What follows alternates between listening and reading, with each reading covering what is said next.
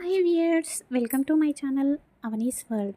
శ్రీ పరాభవ నామ సంవత్సరం ఉత్తరాయణం గ్రీష్మ ఋతువు నిజజ్యేష్ఠ మాసం కృష్ణపక్షం తృతీయ శ్రవణ నక్షత్రం. శ్రవణ నక్షత్రాధిపతి మహావిష్ణువు.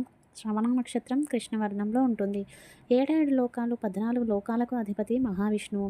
ఈరోజు నారాయణుని నామాన్ని జపించడం వలన ప్రకృతిలోని ప్రేమ మన సొంతమవుతుంది. అజ్ఞానం అంధకారం దూరమవుతుంది. ఓం నారాయణాయ నమః. ఓం నారాయణాయ నమః. ఓం నారాయణాయ నమః. ఎప్పుడైతే ప్రకృతిలో ప్రహ్లాదుడు విష్ణు భగవానుని దర్శనం చేయగలిగాడో అప్పుడు సంపూర్ణ అనుగ్రహం విష్ణువు యొక్క అనుగ్రహం అనేది ప్రహ్లాదుని పైన ఉంది. నారసింహ అవతారంలో వచ్చి ప్రహ్లాదుని ఆ విష్ణుమూర్తి కాపాడాడు.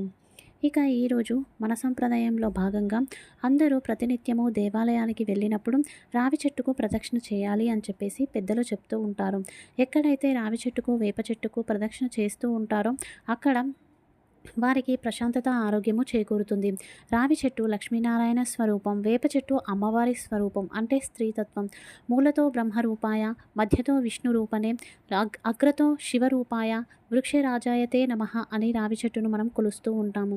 ఎవరైతే ఉదయాన్నే లేచి రావి చెట్టుకు ప్రదక్షిణలు చేస్తూ ఉంటారో రావి చెట్టులో ఆక్సిజన్ పర్సంటేజ్ ఎక్కువగా ఉండడం వలన బ్రెయిన్పై ప్రభావం చూపించి ఏకాగ్రత పెరుగుతుంది, దైవభావన పెరుగుతుంది, ప్రశాంతత ఆరోగ్యం పెరుగుతాయి.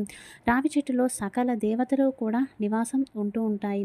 అలాగే రావి చెట్టును శనివారం మాత్రమే స్పర్శించాలి, ప్రతినిత్యము స్పర్శించకూడదు. ఎవరికైనా స్త్రీలకు గర్భకోశానికి సంబంధించిన సమస్యలు దోషాలు ఉన్నట్లయితే వారు ప్రతినిత్యము రావి చెట్టుకు ప్రదక్షిణలు చేసి ఒక 5 నిమిషాలు రావి చెట్టు నీడలో కూర్చొని వస్తే గనక ఆ గర్భ సంబంధిత దోషాలు తొలగిపోతాయి. అలాగే నవగ్రహ దోషాలు గనక ఉన్నట్లయితే అవి కూడా తొలగిపోతాయి. ఈరోజు వాస్తులో భాగంగా పూర్వీకులు మన కోసం ఇంటిని నిర్మాణం చేసి ఉంటారు. ప్రతి ఇంటికి కూడా ఆయుర్దాయం ఇంత అని ఉంటుంది. కొన్ని ఇళ్ళకి 40 అని, కొన్ని ఇళ్ళకి 70 అని, మరికొన్ని ఇళ్ళకి 100 సంవత్సరాలు ఆయుర్దాయం అని ఉంటుంది. ఎప్పుడైతే ఆయుర్దాయం అయిపోతుందో ఇంటికి, ఆయుర్దాయం అయిపోయిన తర్వాత కూడా అందులోనే ఉంటే వారికి అభివృద్ధి అనేది ఉండదు. ఆ ఇంట్లో సంతోషము తృప్తి ఉండదు. శ్మశానంలో నివాసం ఉన్నట్లుగా ఉంటుంది. ఆ ఇంటికి శక్తి ప్రాణం కూడా ఉండదు. విచిత్ర శక్తులు అందులో నివాసం చేస్తూ ఉంటాయి. ఆ విచిత్ర శక్తుల ప్రభావం మనపై కూడా ఉంటుంది. ఆ విధంగా డిప్రెషన్, నెగిటివ్ థాట్స్ లాంటివి వస్తాయి. ఏ ఇంట్లో అయితే ప్రతి అమావాస్య పౌర్ణమి రోజు ఇంట్లో గొడవలు జరుగుతున్నాయి అంటే ఆ ఇంట్లో ప్రాబ్లం ఉంది అని చెప్పేసి అర్థం. అలాంటప్పుడు ఇంట్లో శ్రీవాస్తు యంత్రాన్ని ధరించడం కానీ ఆ ఇంటిని మళ్ళీ రీకన్స్ట్రక్షన్ చేసుకోవడం కానీ మంచిది.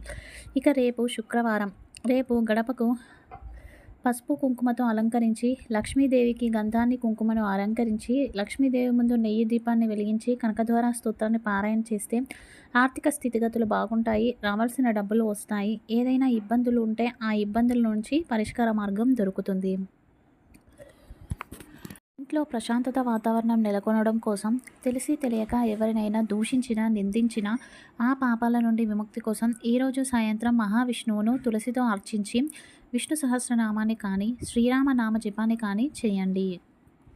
ఇది ఈరోజు video. Thank you for watching.